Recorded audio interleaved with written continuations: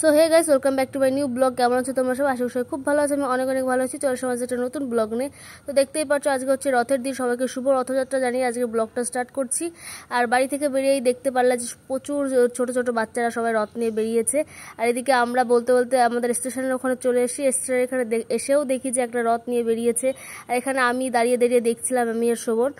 আর তারপরে আমরা দুজনে একটু হাঁটাহাঁটি করছিলাম যে কোথায় যাবো বুঝতে পারছিলাম না প্রথমে। তারপরে বেরিয়ে পড়লাম একটা জায়গার উদ্দেশ্যে। চলো তোমরাও সাথে চলো।